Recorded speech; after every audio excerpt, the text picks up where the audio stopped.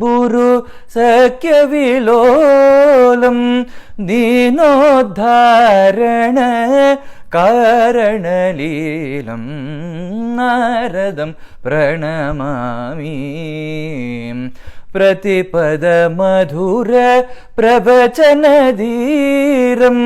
प्रकटित कृष्ण प्रेम विहारं नारदं प्रणमामि संततं नारदं प्रणमामि.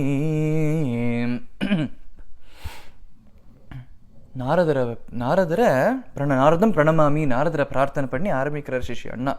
ஒரு சமயம் என்னாருதான் நாரதர் பகவானுடைய சரண கமலங்களை அடையணும் அப்படின்னு பகவானோட தரிசனத்துக்காக ஆசைப்பட்டு ஏங்கி வைகுண்டத்துக்கு போறாராம். வைகுண்டத்துக்கு போய் பகவான சரண கமலங்கள்ல விழுந்து நமஸ்கரிக்கிறாராம்.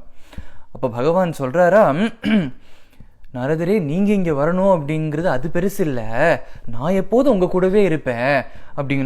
நீங்க எங்கெங்கெல்லாம் போறீங்களோ அங்கங்கெல்லாம் நான் உங்க பின்னாடியே வருவேன் அப்படிங்கிறார். ஏன் அப்படி அவர் நாரதருக்கு புரியல. அப்படி என்ன பகவான் இப்படி சொல்றாரு? ஏன்னா நம்ம தான் பகவானை பார்க்கறதுக்காக போகணும் இல்லையா? பகவான் நீங்க எங்கெங்கெல்லாம் வரல உங்க பின்னாடியே நான் வரேன் அப்படின்னு சொல்லும் போது பகவான் சொல்றார், நாகம் வசாமி வைகுண்டே ந யோகி ஹிருதயேரவோ மத்பக்தா எத்திர காயந்தி தத்திர திஷ்டாமி நாரத. நீங்க என்ன நினைக்கிறேன், என்னோட வாசஸ்தலம் வைகுண்டம் அப்படின்னு நினைக்கிறேளா? நான் என்னோட வாசஸ்தலத்தை விட்டுட்டு உங்க பின்னாடியே வரதுக்கு என்னோட வாசஸ்தலம் வைகுண்டம் கிடையாது அப்படிங்கிற. நம்ம எல்லாரும் அப்படிதானே நினைச்சுட்டு இருந்தோம். வைகுண்டம் பகவான் எங்க இருப்பார் அப்படின்னா எல்லாரும் சொல்லுவோம் வைகுண்டத்துல இருப்பார் அப்படின்னு தான் சொல்லுவோம் இல்லையா? இப்ப பகவான் சொல்றார் வைகுண்டம் என்னுடைய வாசஸ்தலம் கிடையாது அப்படிங்கிற. அப்ப வேற என்ன வாசஸ்தலம்? நாகம் வசாமி வைகுண்டே ந யோகி ஹிருதயேரவோ. யோகிகளோட ஹிருதயத்திலையும் நான் இல்ல. நாரதர் பார்க்கிற, அப்ப எங்கதான் இருப்பேன் நீங்க? மத் பக்தா எத்திர காயந்தி தத்திர திஷ்டாமி நாரத.